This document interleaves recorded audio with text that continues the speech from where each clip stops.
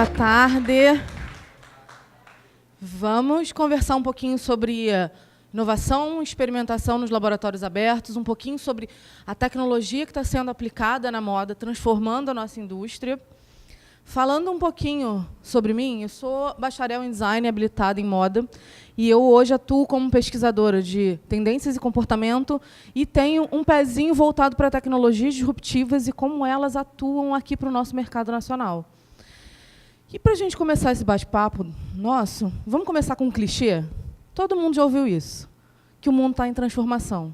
Mas alguém já parou para pensar que transformação é essa? Que transição é essa? Da onde surgiu isso? Da onde a gente partiu, para onde a gente está indo? A gente fala quando a gente fala nessa transformação social, tecnológica, econômica, a gente fala, alguns estudiosos falam em 3 eras: a era agrícola, industrial e a era digital, pela qual a gente está passando. E, voltado mais para dentro da indústria, a gente já revela as revoluções industriais. Quando a gente está no colégio, a gente sabe que aconteceu uma revolução industrial, mas depois disso vão acontecendo micro-revoluções que vão transformando a maneira com que a gente produz e que a gente pensa produto. Pensando nessas primeiras 3 eras, a gente era nômade, todo mundo. A gente começou a desenvolver ferramentas, ou seja, uma tecnologia para dominar o cultivo agrícola, que nos possibilitou parar num lugar, procriar, construir família, construir cidades, construir conhecimento. Então, a gente começou a partir de um domínio de uma ferramenta, de uma tecnologia aplicada para melhorar o nosso estilo de vida. Em meados de quase 1900, a gente teve uma primeira revolução industrial que foi colocada e foi jogada como pioneira para frente com a indústria têxtil, com um tear mecânico. Essa primeira revolução industrial, ela se pautou em conseguir produzir e escalar a produção com mais velocidade, vídeo que acontece hoje. Hoje a gente consegue acessar produtos, seja no supermercado, numa loja de vestuário, peças para computadores. A ideia é que a gente conseguisse escalar de uma forma mais padronizada. Essa revolução, essa primeira revolução que foi pautada com as máquinas a vapor, a gente passou por uma segunda, onde a gente já introduziu a eletricidade. Então, a gente já sabe que muita coisa do que temos hoje foi produzida a partir da invenção e da distribuição da eletricidade.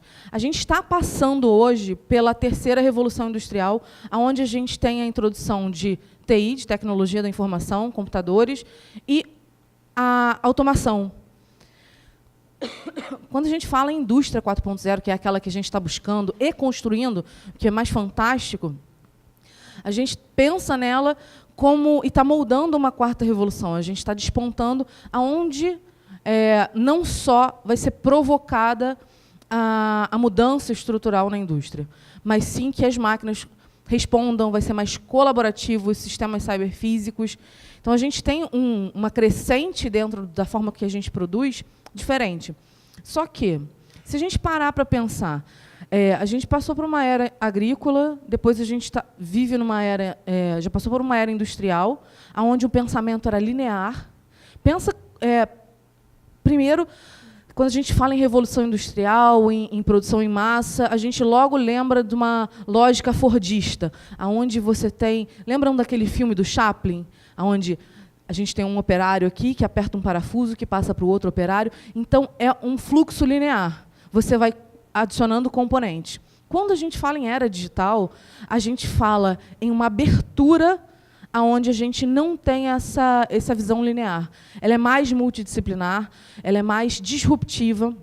A gente consegue acessar informações que antes eram impossibilitadas porque a gente não conseguia se conectar ou estar do outro lado do mundo. Pensando nessa lógica de produção, onde a gente passa por diversas propostas e a gente pensar num olhar de experimentação, a gente foi progredindo a maneira com que a gente faz as coisas. Em um primeiro momento, como designer, e até antes do designer, nós éramos fazedores. A gente dava um jeito de fazer. A gente sabe, tem às vezes uma avó nossa que foi costureira, com quem que você aprendeu a fazer um arrozinho em casa. Isso vai passando quase que por osmose para a gente o conhecimento. A gente chama esse primeiro momento de produção de artes e ofícios, os artesãos. Então, você tinha um designer, um fazedor, que ia para uma oficina e ele fazia produtos variados, geralmente produtos exclusivos.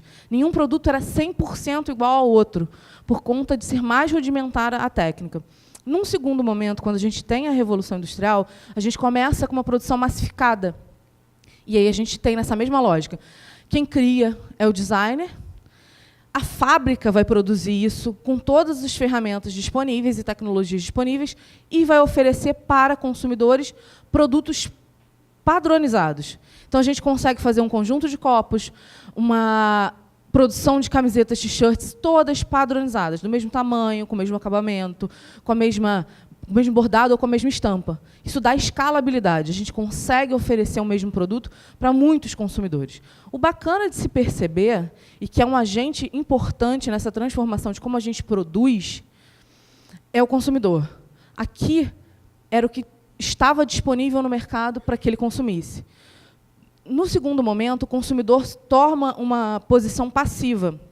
Então, ou seja, se só tem copos brancos ou camisetas, t-shirts, é o que tem no mercado, eu vou consumir o que tem. Porque antes eu precisava de um longo período para esperar aquele artesão deixar o que eu estava precisando pronto. Agora eu vou comprar o que está em oferta no mercado. E a gente passa para um momento que a gente vive agora, sem deixar nenhuma dessas atividades foram esquecidas ou foram abandonadas. Algumas tiveram protagonismo e outras diminuíram. Nesse olhar de laboratórios abertos e apontando uma era digital, uma revolução digital, pensando já num olhar para a indústria 4.0, a gente tem dois tipos de criativos, de desenvolvedores. Os makers, ou seja, os fazedores, que eles são co-designers. Então, quer dizer o quê? Que eles cooperam, eles não trabalham sozinhos, a ideia não sai de uma cabecinha e pronto. Ela aproveita conhecimento da rede, do consumidor, do companheiro do lado, de um técnico, de um professor. Aquilo agrega na construção do seu produto, na ideação do seu produto. E o outro lado, o consumidor sai de lá de baixo, como receptor, e vira protagonista. Ele vira um consumidor coautor, que a gente chama de prosumidor, que é um consumidor proativo. Ele é um consumidor ativo, ele dá o pitaco, ele customiza, ele personaliza. Nesse âmbito, enquanto a gente tinha o designer que planejava, ia para a oficina ou para a fábrica, agora a gente tem um design digital interativo. O que seria isso? A gente consegue produzir essa ideia com uma prototipagem online, através dos CADs, através de ferramentas de imagem. A gente consegue fazer esse protótipo do produto, ou seja, a primeira viabilidade do produto, através de programas de computadores. E o que a gente consegue se a gente tem um consumidor aqui do lado dizendo se ele quer amarelo, azul ou laranja? Se ele quer um decote mais profundo ou ele quer uma gola fechadinha? A gente tem produto personalizado. Então, uma demanda que não é produzida em excesso, a gente ajusta e entrega exatamente o que o consumidor está pedindo, porque ele participou desse processo. Até aqui a gente está mais ou menos entendendo como é que essa lógica tem mudado. Para pensar nisso, a gente começa a ver esse espaço ali que mudou da fábrica para um ambiente que não precisa necessariamente ser uma oficina ou uma fábrica, mas pode ser um espaço onde você consegue construir coisas. A gente, nesse pensamento de laboratório aberto, identifica isso em espaços, que geralmente a gente aglomera tudo e chama de makerspace, um espaço do fazer. Só que a gente tem algumas particularidades que diferenciam esses espaços. E aí a experimentação, a criação é direcionada através do modelo que esse espaço opera. Os makerspace, fundamentalmente, eles são mais próximos à educação, ou seja, à academia. Então, traz o estudante com aquela vontade de eu gostaria de saber como é que acontece isso, de fazer isso, de como é que eu posso viabilizar aquela ideia que está borbulhando aqui. E a gente tem os professores. Ela pode acontecer dentro de uma biblioteca, ela pode acontecer dentro do Moda Lab. Então, você tem muito a participação da comunidade, de estudantes, e você tem um olhar, um fio condutor educacional. Já quem despertou toda essa conversa foram os Fab Labs. Diferente do Makerspace, o Fab Lab tem uma regra muito clara, muito concisa. E ele trabalha com inovação aberta, então os códigos e tudo que é produzido e o conhecimento que é desenvolvido ali dentro é open source. Então, é aberto e você pode acessar se você faz parte daquela rede. Então, você precisa trabalhar num espaço muito parecido estruturalmente com o Makerspace, mas nada é de domínio privado. Tudo pode ser compartilhado para que a gente fomente isso de uma maneira mais inovadora, para que a inovação, a experimentação, o meu desenvolvimento não fique só aqui. Imagina aqui em Vila Velha eu desenvolvo uma coisa muito bacana que vai ficar só aqui. Mas será que isso também não faria sentido lá na África do Sul? Será que isso também não causaria um impacto positivo lá? Um terceiro ponto aqui, a gente está falando que o primeiro tem uma conotação mais descontraída, educacional. Esse aqui é um pouco mais delimitado, algumas regras, porque enquanto tem regra, não quer dizer que ele seja fechado, mas sim que ele tem como obrigação compartilhar. E aí compartilha não só aqui, mas como numa rede fundada no mundo todo. Um terceiro ponto, porque até então a gente está falando de quase que uma experimentação de eu entrar aqui e eu tenho uma ideia e vou fazer alguma coisa pessoal para mim. E a ideia do Makerspace é a gente explorar, do laboratório aberto, extrapolar isso e que isso seja escalável, que isso vire realmente uma inovação. A gente tem um terceiro tipo de laboratório que ele chama Maker Innovation Lab. E esse é mais voltado para as indústrias. Então, a gente tem um modelo de Makerspace em algumas grandes indústrias do mundo. A Renault tem um, a Natura tem um, para que você trabalhe junto com a sua equipe. Ou seja, sabe aquele modelo do Google de trabalhar, que você 20% do seu tempo você pode trabalhar num projeto seu? É por aí. Porque se você está projetando alguma coisa num ambiente criativo, num ambiente colaborativo, você consegue abrir a sua cabeça e, junto com quem está lá dentro, às vezes, desenvolver uma inovação para o que você está projetando para a empresa. E aí a gente vem para os laboratórios de moda. Esse é um modelo de laboratório de moda, que é um laboratório de costura, às vezes um clube de costura, que é muito parecido com o que a gente tem aqui. Então, que tem toda a estrutura para que a gente consiga produzir um produto de vestuário, máquina de costura, mesa de corte, mesa de modelagem. A gente tem exposição de tecidos, alguma parte de estamparia. E o que acontece? A diferença daqueles outros que têm mais inserção de algumas ferramentas ou alguns equipamentos tecnológicos é que nos laboratórios de moda, pelo menos a maioria trabalha muito mais com o coworking, o trabalho colaborativo, do que necessariamente a inserção de tecnologias habilitadoras ou tecnologias disruptivas. Então, o que acontece? A gente sai, como indústria da moda, de um patamar onde na Revolução nós encabeçamos, na primeira Revolução Industrial, para que a gente chegue agora, no século XXI, com um olhar de que eu já fiz de tudo, mas que a indústria precisa de um fôlego novo. É aquela coisa que a velocidade traz, que fica um pouco batido, que toda hora não tem mais importância ou relevância os grandes desfiles, mas que a gente precisa entregar alguma coisa que seja mais social, mais econômico, mais cultural, mais sustentável. E a gente começa a trabalhar, diferentemente das outras áreas da indústria, com colaboração de trabalho. Então, eu vou compartilhar o espaço e vou compartilhar os meus conhecimentos, não necessariamente usando algumas tecnologias. E se eu perguntar quem é que usa isso?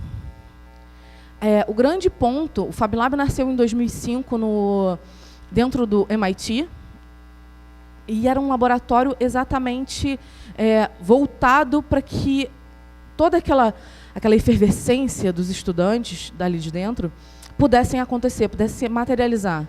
Então, se você queria, ou estava fazendo uma dissertação, uma tese sobre determinada inovação ou melhoria de algum processo, que você pudesse testar.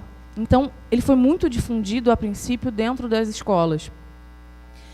E já com essa dica, para quem é?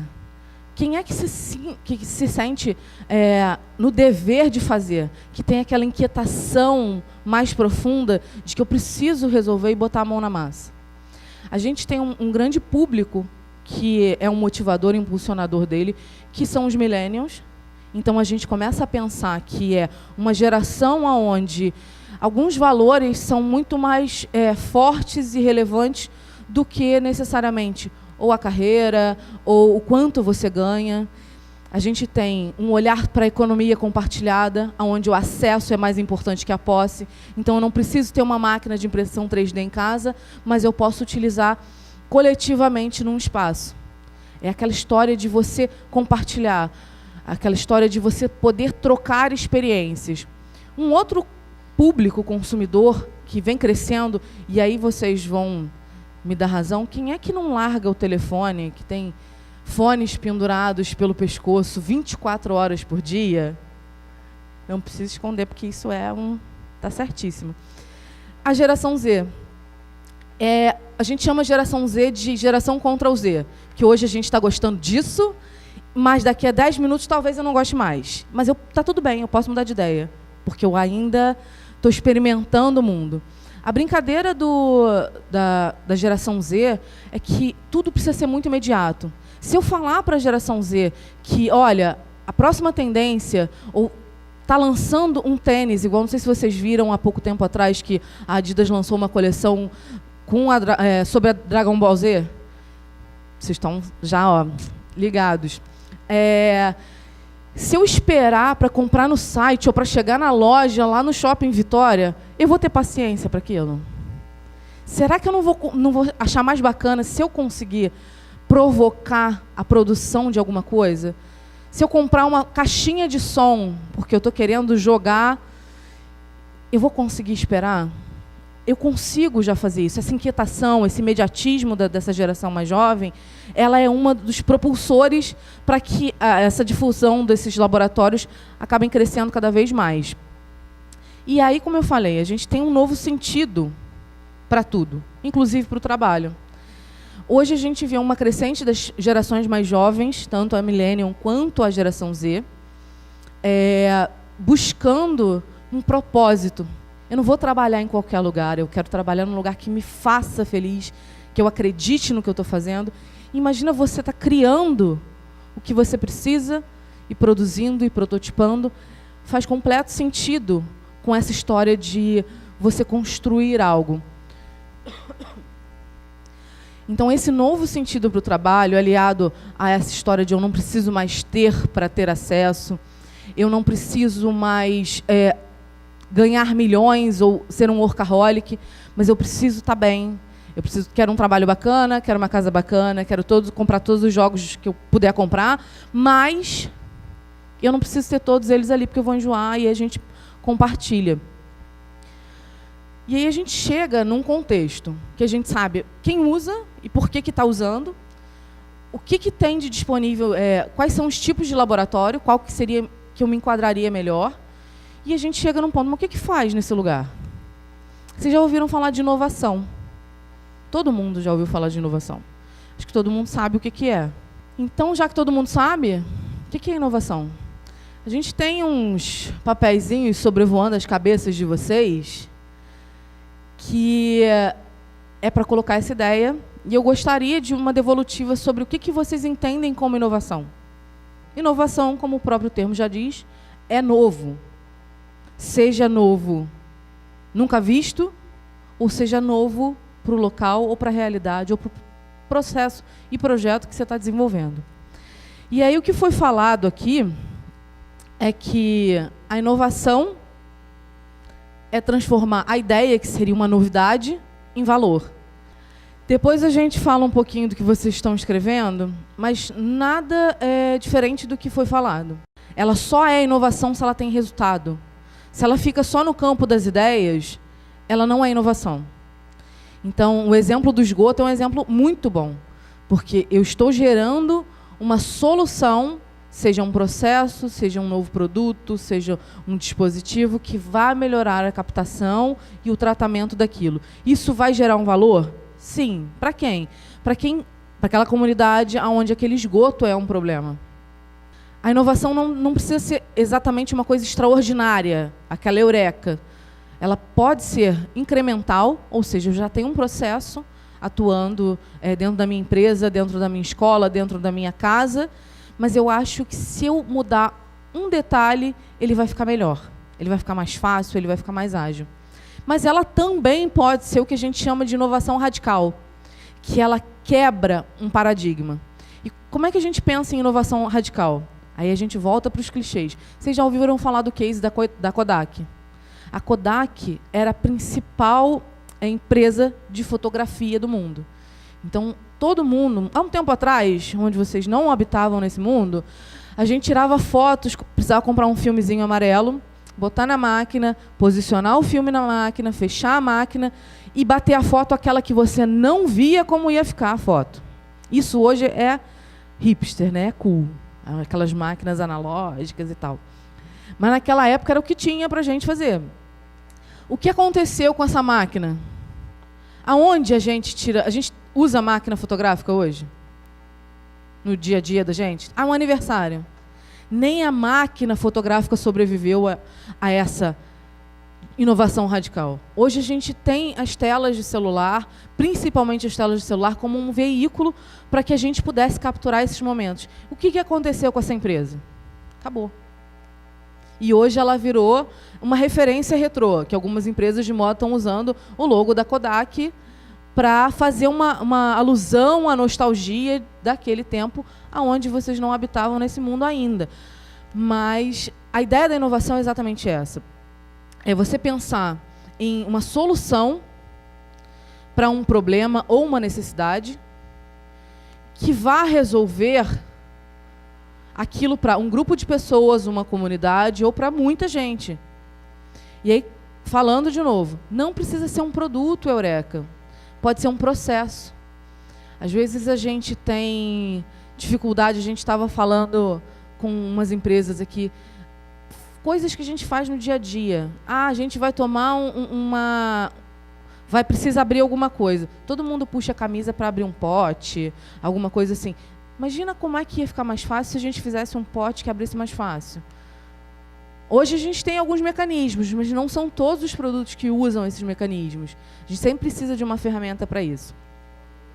E aí o que acontece? Quem é que inova? Quem é inquieto? Quem não está achando que está tudo bem, tudo ok, que acha que poderia fazer diferente, ou que aquilo possa proporcionar um desconforto, uma motivação. É o que a gente chama dos criativos. A gente tem duas classificações de pessoas que trabalham com inovação, que são os makers e os criativos. É aquela pessoa que nunca está satisfeita com o produto. Ela está sempre esperando uma oportunidade de aprimorar. Antigamente a gente chamava de perfeccionista, hoje a gente chama de desenvolvedor. É aquele que está sempre aplicando alguma coisa que possa ser melhorada para frente. E aí vem a parte mais bacana da história aqui. Se a gente pensar hoje na moda, tem inovação? Que tipo de inovação que a gente tem na moda? Tem calça com 3 pernas? Que tipo de inovação a gente tem na moda? Tecido. Mas aí, continua sendo uma calça, não continua? Continua sendo tecido. Não? Eu estou achando aqui, falei, pronto, já estamos animando. O tecido é sempre tecido, a modelagem é sempre a modelagem, uma calça é sempre uma calça. E se a gente começasse a pensar em utilizar tecnologias e ferramentas que não foram projetadas para fazer roupa, o que ia dar nisso? Outros materiais. E aí a gente fala de tecnologias habilitadoras. Aqui eu vou passar um conjunto de tecnologias e alguns cases que já estão sendo aplicadas na indústria da moda. Vamos começar falando de nuvem. Aqui a gente fala de Big Data. Big Data é um processo de análise de dados, onde a gente tem uma grande quantidade de informação que precisa ser metrificada, Ou seja, analisada, esmiuçada para que a gente trabalhe com aquelas informações da maneira correta. A gente aplique, faça uso dessas informações. Então, todo mundo tem aplicativos no celular aqui, certo? Toda vez que a gente baixa um aplicativo, sabe uma coisa que a gente não lê, que concordo com a política de privacidade? Aqueles dados que a gente não lê quais são e para que serão usados, essas empresas usam aqui. E aí elas vão direcionar o seu olhar para dizer o seguinte: pessoal da escola aqui de Vila Velha está gostando mais do filme X. Então a gente vai começar a produzir, sei lá, vamos pensar no... Por que ultimamente a gente cresceu os filmes de super-heróis? É porque tem alguém te vigiando enquanto você não está vendo. Que você concordou com que ele te vigiasse. E aí esses dados são manipulados para que a gente trabalhe com mais informação de maneira mais assertiva. Então eu vou te entregar um produto, lembra da personalização? Mais fiel ao que você está procurando. Porque eu estou coletando dados em todo canto. Isso aconteceu com uma das grandes revoluções e uma das grandes empresas que cresceram exponencialmente nos últimos anos. Todo mundo conhece a história da Uber. A Uber começou juntando moedinhas e ela começou a utilizar, através do Big Data, o GPS. Toda vez que a gente liga o GPS, aquilo gera uma informação, aquilo gera um dado. Esse dado era compartilhado. Então, como é que eu vou saber chegar na sua casa, se você não me disser o endereço? Você vai me passar o endereço. A ideia é que o GPS faça o melhor trajeto e mais seguro, porque alguém já fez aquele trajeto antes e avaliou como se ele estivesse seguro. Na moda, a gente usa isso como? Aqui a gente tem esse case da XYZ Studio, que é uma fita métrica que é disponibilizada para o consumidor e ela trabalha através de um aplicativo. Então, vai chegar na sua casa um kitzinho, que você baixa o aplicativo, e ela te ensina como é que você posiciona essa fita para tirar suas medidas. Sabe comprar no e-commerce? Você nunca sabe se aquela peça vai servir direitinho, se vai ficar grande, se vai ficar comprida demais. A gente tem uma ideia, mas 100% de certeza a gente não tem. Sabe o que é bacana disso aqui? Ele armazena seus dados e ele te direciona. Ele diz em quais são as lojas e qual o tamanho que você usa em cada uma delas. Ou seja, eu não tenho a padronização na minha empresa, mas eu tenho como utilizar os dados que o meu consumidor aporta todo dia nas redes para que eu trabalhe de forma mais assertiva para ele, ou seja, eu promovo as minhas vendas. Do outro lado, tem aquele vestido ali, e aquele vestido foi todo construído a partir de um projeto, junto com a Google, uma blogueira israelense, e a ideia dele é construir um produto onde os seus dados sejam a inspiração. Então, lembra que eu falei que toda vez que a gente liga o GPS, a gente está provocando, criando dados? Quando a gente abre qualquer aplicativo, quando a gente manda uma mensagem, são codificados. Então, a brincadeira era o seguinte: a partir desses dados, das suas preferências, a gente tem um aplicativo onde você consegue dizer se o vestido ou a peça de roupa que você quer é para uma festa, é para uma reunião de trabalho. Então, a gente consegue aumentar, diminuir, deixar ela mais formal, mais ousada. E o bacana é que, sabe toda essa estampa que vocês estão vendo ali? É uma aplicação de pedrarias que foi realizada através dos trajetos de GPS realizados pelaquela blogueira. Então, você consegue traduzir esses dados de diversas maneiras e aplicá-los de diversas maneiras. Já ouviram falar de inteligência artificial e computação cognitiva? A inteligência artificial é o poder que a gente consegue dar às máquinas para que elas aprendam de acordo com o que a gente ensina. A computação cognitiva vem de um olhar mais próximo com o que a gente faz. Então, se vocês estão me entendendo falar aqui, é porque vocês conhecem a língua portuguesa. Então, vocês sabem que o som que está saindo da minha boca é junção. O que significa cada palavra delas? Isso é cognição. Quando a gente fala em computação cognitiva, a gente está falando que um computador consegue nos entender nesse nível de linguagem. Bom, mas, Angélica, a gente já acha que os computadores estão nos espionando por aí, que eles já estão atrás da gente, que eles já fazem muita coisa sem a gente pensar ou provocar. Esses daqui, sabe quando a gente vai procurar alguma coisa no Google? uma música, enfim, a gente joga no Google, a gente joga assim, Google, eu quero escutar a música que tem na. Ele vai fazer o quê? Vai dar uma enrolada. Porque se eu falar naquela barra de pesquisa do Google da mesma maneira que eu falo com todas as outras pessoas, ele não entende. A gente soma palavras, a gente joga Beyoncé, a gente joga mais e vai jogando elementos soltos. A gente não constrói uma frase, uma fala completa. A computação cognitiva ela trabalha dessa forma. Aqui a gente tem, do lado direito de vocês, o que a gente chama do projeto IBM Watson, que é um supercomputador que trabalha com computação cognitiva. E o que ele faz para a gente? Ele consegue, da mesma maneira, ele tem inteligência artificial, mas ele é como se fosse uma criança de 3 anos. Ele aprende e ele vai buscar. Hoje, o Watson está sendo usado em algumas indústrias, inclusive na moda. Por exemplo, na indústria de saúde, onde ele está sendo utilizado em grandes hospitais para solucionar, por exemplo, uma das principais doenças que hoje a gente não tem uma solução ainda, que é o câncer. Então, você imagina um médico formado com um computador desse. Ele precisa de um diagnóstico. Ele vai ter que ler 950 mil artigos até ter o diagnóstico. Se ele pede para o Watson é isso, sintomas, ele vai buscar numa referência. E o que é bacana da inteligência artificial? Se aquela referência não estiver correta, eu vou dizer para ele o seguinte: o Watson não está correto. Ele elimina aquela possibilidade. Na próxima vez que eu for consultá-lo, ele vai me dar uma nova, e aquela que eu disse que não servia, ele não utiliza mais. É como a gente ensinar o que é certo, o que é errado, que a gente precisa andar na calçada para uma criança, é mais ou menos por aí. O bacana é que o Watson já está sendo usado não só para moda, e a gente tem um videozinho bem bacana, dele fazendo atendimento ao consumidor numa loja de artigos esportivos. Aqui a gente tem o uso da inteligência artificial com o projeto da Amazon Echo, e é quase que um assistente pessoal, é quase que uma Siri mais bonitinha. O que a Amazon promete com isso?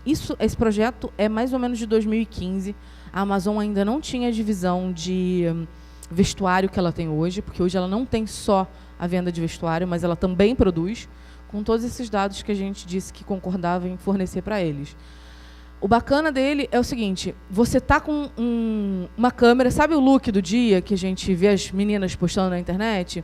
Ela consegue postar isso, ela consegue fazer uma codificação do que você mais usa, de cores, de estilos, de que marcas você mais usa, e ela consegue também linkar com as principais lojas, e agora também com a Amazon, para dizer o seguinte: olha, a coleção nova está lançando uma jaqueta perfeito que vai combinar com aquela blusa sua. Ela consegue fazer os matches no seu guarda-roupa.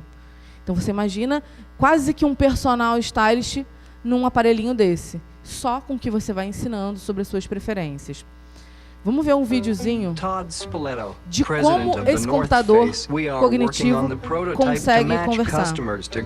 Watson, let's give it a try. Say it's mid-June and I'm backpacking in Yosemite. Of our 353 jackets, I can recommend 9. Watson, what if it rains? There is just a 3% chance of rain, so I recommend the breathable stretch fleece fuse form Dolomiti jacket. A perfect choice, Watson. No wonder our customer loyalty numbers keep climbing.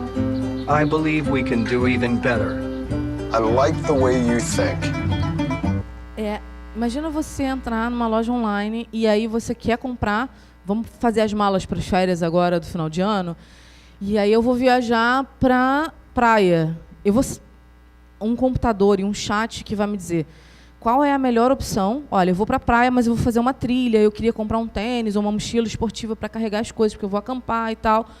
E aí ele vai me dizer, então, tem essa, dentro do meu estoque todo cadastrado, eu tenho 9 que atende ao seu propósito. Mas e se chover? Ele diz que, de acordo com o tempo, ele vai te perguntar quando é que você vai viajar, vai ter tanto % de probabilidade. Então, ele não funciona só no que você alimentou ali. Ele busca em toda a rede informações para te dar um auxílio na decisão de compra. Se a gente falar de uma outra tecnologia, Impressão 3D. Essa todo mundo conhece. Moleza.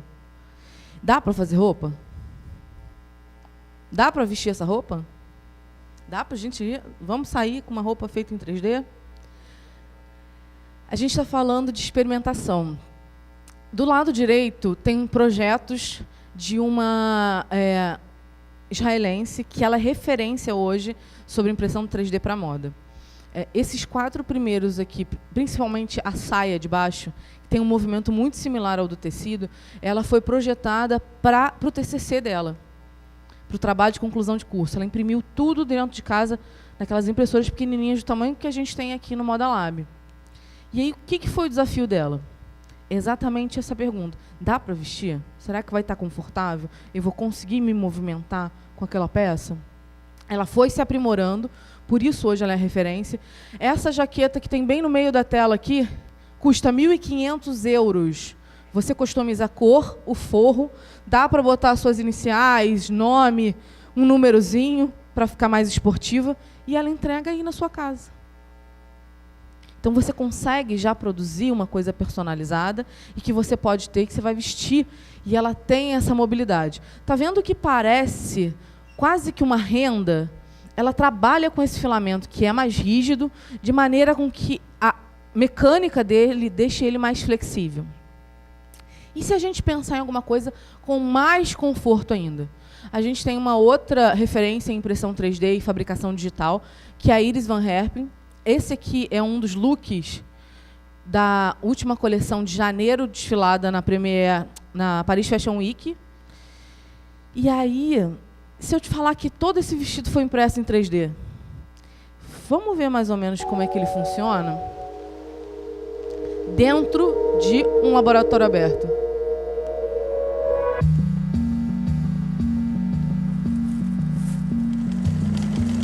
Esse vídeo tem um pouquinho do making off das peças da última coleção. Ela trabalha só com alta costura. Esse é o vestido impresso em 3D.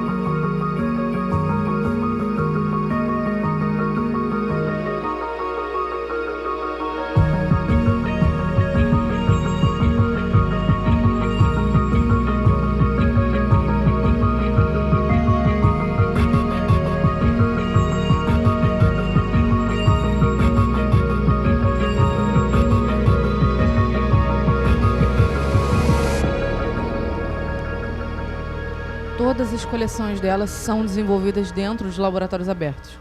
Todas são feitas a partir de tecnologias disponíveis em laboratórios abertos. Aquelas outras peças serão todas cortadas a laser. A graça que dá é você usar a técnica já trabalhada e conhecida na indústria da moda e trabalhar com novas tecnologias. A gente tem uma técnica de bordado por bastidor que faz esses bordados minuciosos. Ela usou a mesma técnica para aplicar todos os padrões daquelas pecinhas cortadas a laser. Bacana dessa, que é diferente, essa impressora que fez esse vestido é diferente dessa que a gente tem aqui no Moda Lab, porque essa daqui é de filamento. Essa que fez o vestido é uma impressora de resina que ela tem uma cura UV. Então, essa impressora, no caso, ela consegue trabalhar com 6 materiais diferentes, com propriedades diferentes, ao mesmo tempo. Então, você dá durezas e flexibilidades diferentes, mistura cores, dá esse acabamento de cor diferenciado, que a gente tem um filamento, vai imprimir naquele filamento, ponto final. Nesse caso, a gente consegue dar nuances. Então, o visual e o toque é mais próximo do que a gente conhece como tecido e como conforto. Um outro ponto que está sendo utilizado é o olhar para a personalização. A gente já vem falando de customização. Aqui tem 3 exemplos sobre personalização. Um voltado muito para o olhar da indústria 4.0. Aqui à direita, na parte de baixo, foi uma iniciativa, a Adidas colocou em Berlim, num shopping, um quiosque onde você podia customizar o seu suéter. Então, você entrava num body scanner, tirava suas medidas, o produto já ia ser confeccionado com todas as medidas do seu corpo. Tinha disponíveis algumas estampas onde você podia combinar cores, girar, aumentar o padrão, como a gente está vendo aparecendo aqui embaixo no vídeo do lado. Ele ia ser impresso, tecido, o tricô, e finalizado na costura. Você conseguia pegar esse suéter em 2 horas. Então, ou seja, chegava, tirava a medida, ia dar uma volta no shopping, quando voltava, você já saía com a sua compra pronta. O bacana é que você conseguia também assinar a etiqueta Adidas que ia no suéter. A Unmade também é essa aqui da esquerda, também é uma empresa de personalização e também de tricô. O bacana dela é que ela já escala. Então, ou seja, ela já vende. Ela vende pelo site, você consegue ver todos os produtos disponíveis e todas as estampas. Como estava passando aqui no vídeo embaixo, a Unmade, a interface do site é essa, você consegue modificar aquela estampa que ele já tem e depois ele vai produzir exatamente da maneira que você pediu. Essa a gente já tem um deadline um pouco maior. A de cima é uma marca de athleisure, que é de moda fitness, e ele também faz só sob medida. Olha como é que a gente está começando a pensar em que eu não estou produzindo em escala, em grande quantidade, com um olhar para desperdício. Eu estou produzindo só o que a minha demanda pede.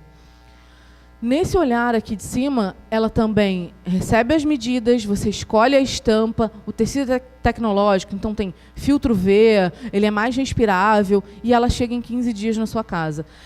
A produção da empresa só começa a produzir quando você dá o ok que está confirmada a compra. Então, eu não produzo e não armazeno um estoque maior. Olha quanta coisa a gente consegue modificar no negócio da moda, pensando em só alguns elementos. E se a gente falar do outro lado, do varejo, da loja?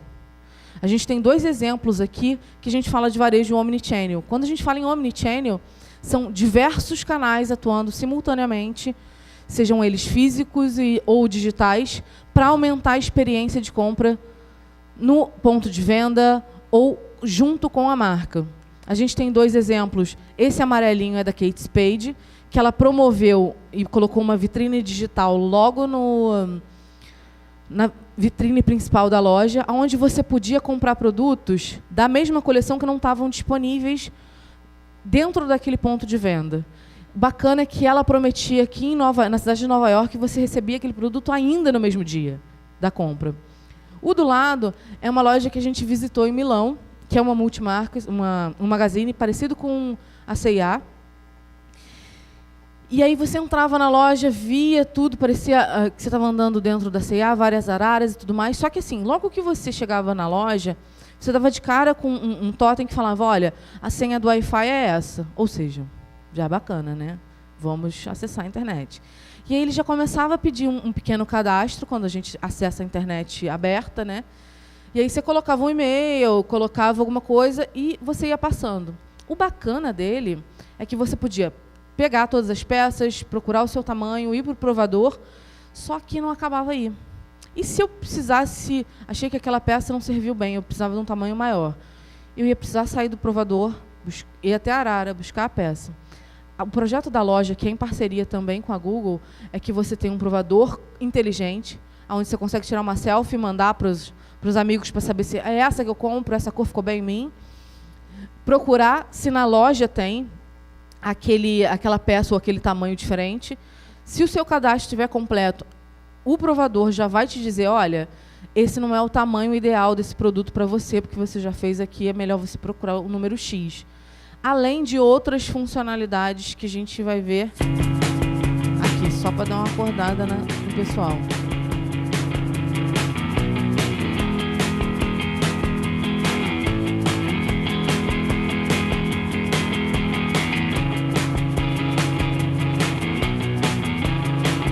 Até ali, tudo ok, né? Ó o provador.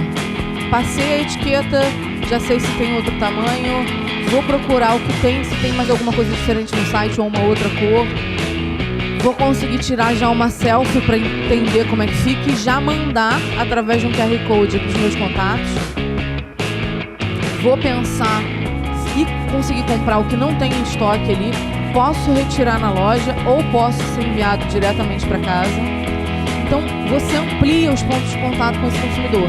Ele não está só disponível na loja, quando você visitou a loja, só o que está ali, exposto.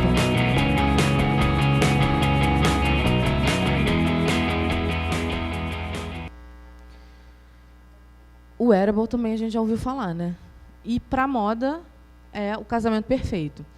À direita a gente tem uma jaqueta que tem um chip aqui e que ela, diferente de muitas coisas que a gente vê sobre o wearable, ela proporciona experiências. É quase que uma pulseirinha VIP. Ela foi feita uma tiragem limitada e ela dava acesso a ingressos de shows que já estavam esgotados. Você foi fazer uma visitação num museu, você recebia kits de mimos e, enfim, coisinhas que só os VIPs recebiam. Aquele restaurante que inaugurou recentemente, que já estava esgotado, não tinha mais reserva para tão perto, você conseguia entrar e tudo com um acompanhante. Então, a ideia do produto foi proporcionar e ampliar a experiência. E aí, com isso, ele fez contato com diversas outras empresas, ou seja, mais uma vez, trabalho colaborativo, para que a gente propusesse isso. Do lado de cá tem um produto genial da Samsung, que é uma touca de natação que vibra junto com um aplicativo onde você consegue monitorar o desempenho do nadador. E por que foi pensado nisso? Se a gente pensar que o wearable é uma tecnologia vestível, é quase que a gente está vestindo uma roupa de super-herói. Ela vai ampliar as nossas capacidades. Seja para monitorar o meu estado de saúde, ou melhorar o meu desempenho atlético, ou me aquecer quando estiver frio. Então, a gente tem 1000 possibilidades para trabalhar com esses dispositivos. Imagina só o que ele pode fazer de diferença para pessoas que realmente não têm algum sentido. Essa touca foi desenvolvida para os Jogos Paralímpicos.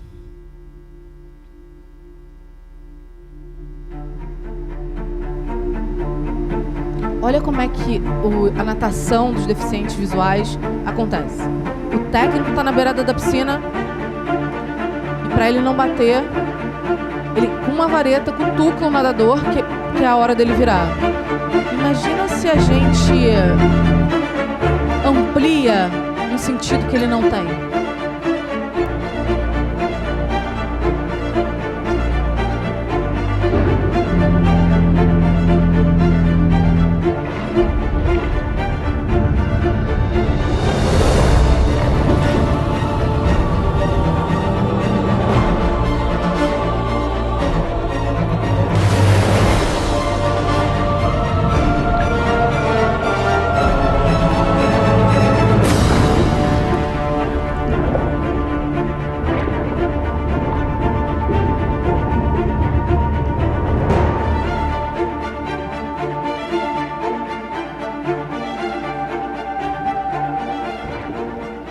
Isso. Não, a ideia é que acabe a varinha, né? Ainda está usando ainda, mas a ideia é que acabe. Mas você imagina, para você ver o quanto é limitador determinada coisa. Você tinha uma varinha. Você imagina se aquele treinador espirra na hora. O problema que você dá para um atleta de alta performance nos Jogos Paralímpicos Mundiais. Você faz o quê? Não tem explicação. Fora que você dá autonomia. O cara já faz coisas fantásticas, o atleta. Ele consegue fazer mais. Então, o que a gente fala de experimentação e de inovação é o que a gente consegue também entregar. Não só para a indústria, não vou fazer só para mim, mas o que eu consigo modificar lá fora. Não precisa ser, vou mudar o mundo, mas um pouquinho a gente consegue. E para conseguir mudar, a gente precisa ter um pensamento meio beta. Aqui a gente fala de 2 modelos de negócio, e quando a gente fala de beta, é a mesma coisa dos aplicativos. Quando a gente recebe uma versão beta, a versão não está acabada. Ela vai receber 950 milhões de atualizações e ela nunca vai estar pronta. Porque ela aprende com os próprios erros e se reinventa para sempre estar melhor. Quando a gente fala em negócios beta, a gente fala em modelos de empresas que começaram a pensar diferente. Como é que elas poderiam melhorar o que elas já fazem bem. Essa empresa aqui de cima é uma empresa de máquinas de bordado. Então, se a gente vai bordar alguma peça do vestuário, como a gente tem os bordados da calça jeans, para fazer aquilo eu preciso ter um estoque de linhas de bordado de várias cores. Imagina se eu faço um bordado em degradê, quantas cores eu vou ter que ter ali? E ela fez uma coisa muito simples. Vocês conhecem, óbvio, a impressora jato de tinta. Imagina se a gente tivesse uma máquina de bordar que, à medida que ela fosse bordar, ela fosse tingindo aquele fio. Forever. With the revolutionary Color Reel technology, you can get all colors using only one single thread. Color Reel instantly dyes a thread into the exact color you need when you need it. Changes can be made rapidly from one solid color to another or gradually to make smooth transitions. This provides great freedom to create uniquely colored designs in areas like knitting, weaving, sewing, and embroidery. For more information, please visit colorreel.com.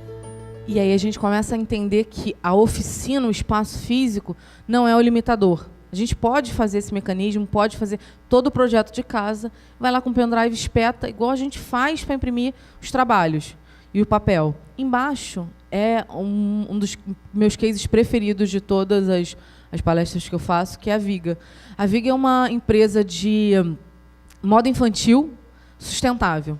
A presidente da empresa, ela tem como meta pessoal ter a empresa de maneira que ela for mais sustentável possível. Cada vez um potencial maior de sustentabilidade. Quando a gente fala de sustentabilidade, a gente fala não só de meio ambiente, mas a gente fala de cuidado social, então melhores condições de trabalho, trabalho melhor remunerado, a gente fala de preservação de culturas e especificidades locais, a gente fala de desenvolvimento econômico, então porque precisa também ser rentável, porque é um negócio. O que ela fez? Ela desenvolveu uma empresa onde ela vende peças, ou vendia peças infantis. Todas feitas em algodão orgânico certificado, ganhou 3 prêmios na União Europeia por conta da transparência e do rastreamento da cadeia. Então, ela sabe, cada fornecedor dela é certificado. Então, ela promoveu uma mudança em outros elos, não só dentro da empresa dela. Então, isso já é impactante e já começa a dar margem para que a gente consiga propagar. Não satisfeita, porque ela achou que não era suficiente a sustentabilidade que ela atingiu com essa certificação e transparência, porque ela pensou o seguinte: eu vou continuar produzindo, as pessoas vão continuar comprando, e o que acontece depois que a gente não quer mais usar a peça de roupa? A gente descarta. A indústria da moda é a segunda mais poluidora do planeta. Então, quanto mais a gente produz, principalmente com essa renovação que a moda tem, mais a gente contribui com o aquecimento global, com o acúmulo de lixos e, enfim, todos os problemas que a gente já conhece. E aí, não satisfeita, ela deu uma pausa e falou: o que eu posso fazer para que o meu negócio não morra, porque eu preciso me sustentar, e para que eu tenha novas possibilidades de melhorar essa entrega de produto. Se a gente pensar, todo mundo aqui ou tem um irmão, ou tem um priminho, ou tem um sobrinho, ou tem uma tia que tem um nenenzinho novo, vocês já começaram a prestar atenção quanto tempo aquela criança que a gente viu agora nascendo, bem pequenininha, com carinha de joelho ainda, vai usar aquela peça? No máximo 2 meses, porque ele já está do meu tamanho, né? 2 meses se passaram, eu não sou muito grande, então, por aí. Ela começou a pensar o seguinte: se o produto que eu faço, que é mais ou menos do recém-nascido até uns 2 anos, é um momento de um usuário que ele vai trocar de peça com muito mais rapidez do que um adulto, o que eu vou fazer? Ou eu vou mudar de nicho, porque eu também vou diminuir minha produção, mas não era isso que eu queria. Ela mudou o negócio. Ela se aperfeiçoou com o que ela aprendeu. Antes ela fazia uma venda direta e hoje ela trabalha com assinaturas. Como é que isso funciona? Ela promoveu um kit de 15 peças, mais a bolsinha, que ela, através de uma assinatura de 49 € mensais, ela entrega para a mãe, para a tia, para quem quiser contratar a assinatura. E, de acordo com o crescimento da criança, se a criança cresceu em 2 meses, ela vai lá e troca por uma bolsa de um tamanho maior. Ou seja, 15, 20 peças de um produto para a criança é muita coisa. Se a criança crescer antes, você pode trocar antes e pegar já o kit maior. E o que acontece com esse kit? Ela traz de volta para a empresa, ela lava, higieniza e conserta o que precisar ser consertado e manda para um novo assinante. Uma peça, um macacãozinho que um bebê não vai usar 10 vezes, olha o quanto isso dura. E o quanto eu economizei de lixo, sem deixar de ganhar dinheiro. Então, o negócio continuou economicamente sustentável, mas eu comecei a pensar no que eu vou ter de descarte e que eu vou ser responsável por mais um pouco de lixo. Aqui a gente fala de realidade mista, que a gente fala de realidade aumentada, realidade virtual e realidade mista. Quando a gente fala de realidade aumentada, é sempre eu promover uma interação além do que a gente está vendo aqui. Hoje vocês estão me vendo aqui, se de repente a gente jogar uma câmera do celular aberta no Pokémon Go, talvez tenha um Pikachu no meu ombro. Isso é a realidade aumentada, é onde a gente faz uma interação maior com a realidade física e real. Quando a gente fala em realidade virtual, a gente modela um cenário e, através de óculos, som, a gente consegue ficar dentro de um outro ambiente que tem vários outros estímulos. O que acontece? Eu vou estar aqui falando com vocês, mas eu estaria vendo outra coisa, estaria tendo outras reações. Vocês já viram alguns vídeos do pessoal com óculos de realidade virtual que o pessoal fica meio esquisito? É exatamente essa função. Como é que isso veio para a moda? Muito para o olhar de varejo. Então, a gente tem aqui um olhar de realidade aumentada que está passando ali em cima num vídeo em looping da Zara, onde eles desenvolveram um aplicativo que você colocava na frente da vitrine e os manequins, de repente, tomavam vida e faziam um pequeno desfile com as peças que estavam expostas. Olha que bacana. Você está vendo o caimento. Do outro lado, a gente tem uma iniciativa feita pela eBay, um dos maiores marketplaces do planeta, que é uma iniciativa de, imagina uma loja virtual, um e-commerce, em realidade virtual, onde você põe seu óculos e só com o movimento do seu olho, você consegue selecionar o produto, ver as características do produto, colocar no carrinho, ver as avaliações do produto. Aqui tem mais ou menos um pouquinho de como é que eles projetaram e como é que se dá toda essa jornada. Então, a interface ficaria mais ou menos como essa. Você tem um grupo, uma seção de produtos, você consegue selecionar só com o olho, não precisa de joystick, não precisa de teclado, mouse, nada. Você consegue ampliar esse produto, ou seja, ter uma nova forma de venda. We've created a brand new technology called Site Search to help you navigate around the experience. Just using your eyes, you can browse, sort and purchase items. As you do, the VR department store will learn, adapt and personalize what it shows you, saving you time as you explore. And when you look at the things produtos you love, relacionados you can see com aquela busca, com aquela pesquisa que você está fazendo. Aí você entra, imagina, todo um ambiente onde tem especificações, tem resenhas. Aqui é a tal dos vídeos das pessoas usando. E como é que você vê essa interação? Oh no, this makes it too easy to spend far too much money. It is a very personalised experience because I just feel like I'm in my own little zone. The items, you could flip the items around so that you could see top, bottom, sides. It was just fantastic.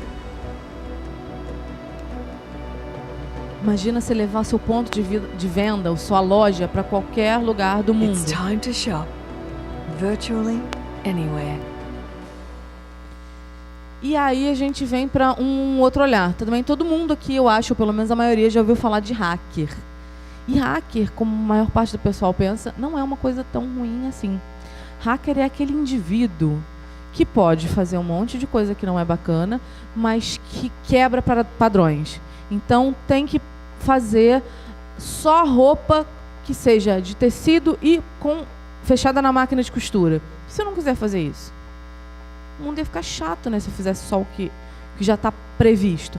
O hacker é aquele que quebra o sistema, que otimiza processos, que experimenta formas de fazer diferente. E a gente traz alguns exemplos de moda hacker. Meninos nervosos, né? Com a polêmica ali em cima. A gente tem 2 cases de empresas. Que uma é de lingerie, e aí por isso temos polêmicas ali, e que ela faz diferente. Hoje, quando a gente vai numa loja, ou quando a gente escuta falar sobre uma coleção, a coleção é dividida em linhas ou famílias. E essas famílias vão de acordo com a temática. Geralmente são moda à noite, básica, festa. Então, é para uma ocasião especial. Imagina se a gente fizesse um conjunto, uma coleção de lingerie, que as linhas fossem definidas pelas horas do dia. Faz sentido? Imagina uma lingerie, eu quero que vocês comecem a imaginar, vocês que estão com a imaginação fervendo, aí os meninos do canto, uma lingerie para ser usada, mas é assim, gente, a gente já se aproxima e já se identifica com os amigos e a gente faz uma brincadeira assim. Imagina uma lingerie para ser usada às 9 horas da manhã. Deu para perceber. E meio-dia. E se aí aquela para usar à meia-noite? São propostas de produtos diferentes. Faz sentido com o que eu vivo no dia a dia. Então, é quebrar o padrão. O sistema funciona de uma forma. As meninas também ali, estão borbulhando, não vou pegar só no pé de vocês, não. Aqui a gente tem uma empresa francesa. Hoje a gente sabe, de acordo com a produção massificada, que a gente produz cada vez mais, com o intuito de produtividade, quanto mais eu produzir, mais eu vou vender. Não necessariamente. Porque, às vezes, você ter uma peça que vai durar muito tempo e que tem uma funcionalidade muito bacana, vai ser melhor do que ter 20 peças que eu lavei e acabou, eu vou precisar comprar outra. Essa empresa se focou em lançar um produto a cada 2 meses. Ele não lança 50, ele lança 1. Por quê? Ele faz uma pesquisa com instituições para desenvolver novos materiais, novos tecidos e novas fibras e produtos com uma modelagem excepcional. Então, sabe aquela peça que você coloca e fala, nossa, perfeito, parece que foi feito sob medida? E a ideia é exatamente essa. Esse casaco, por exemplo, ele é trabalhado com o forro dele em uma parte de fibras condutivas. Então, ele consegue carregar o celular. Então, você imagina você ter tempo, em vez de ter que desenvolver 50 ideias, desenvolver uma muito bem. Isso é fazer diferente na indústria. Isso é quebrar o padrão da indústria. Isso é hackear a moda. Embaixo, as meninas vão saber do que eu estou falando, é a Pants, é a versão brasileira da calcinha para menstruação. Então, hoje, as meninas sabem do que eu estou falando, os meninos já ouviram falar. A gente usa alguns absorventes higiênicos, e isso é um montante durante toda a vida fértil da mulher. Isso gera um desperdício, isso gera mais lixo. Então, isso foi uma iniciativa de uma empresa americana, desenvolveu uma calcinha com um tecido tecnológico que ela absorve. Então, você consegue, em vez de... funciona exatamente igual ao absorvente que a gente está acostumado, que eu sei que dá uma estranheza de primeira. E ela absorve, e aquilo você não deixa com contato. Jogou na máquina, funcionou como qualquer outra peça de roupa. O bacana dela é que aquilo foi feito para lá, para um outro clima, e tem uma empresa brasileira que já está fazendo para os nossos corpos, para o nosso clima, para o nosso conforto. E aí a gente não tem aquela coisa. Todo mundo com quem eu conversei está tendo uma boa experiência com o produto. Isso é fazer diferente. Todo mundo faz do mesmo jeito. Quem é maker, quem está aqui, que tem disponível um laboratório aberto, é para fazer diferente. É para pensar o que poderia melhorar na minha vida, que melhoraria na vida de mais pessoas. Resumindo toda essa conversa, toda essa exposição, já vou dar um pequeno spoiler. A gente, como o Luiz falou, nós somos do Senai CETIC, que é o Centro de Tecnologia da Indústria Química e Têxtil do Senai, fica lá no Rio de Janeiro. A gente está inaugurando agora, dia 18, o nosso Fashion Lab, que aqui é um pequeno spoiler, só para fechar a nossa conversa de hoje. Não pode mostrar muito, porque a gente quer manter a surpresa, mas daqui a pouco já está disponível para ir, para todo mundo ver. Queria agradecer o convite para encerrar esse ciclo de 2018. Espero que vocês tenham gostado. E, próxima vez, vocês já me conhecendo, a gente brinca mais, mexo mais com vocês, vocês já chegam mais animados e menos tímidos. Obrigada mais uma vez. Se tiver dúvidas,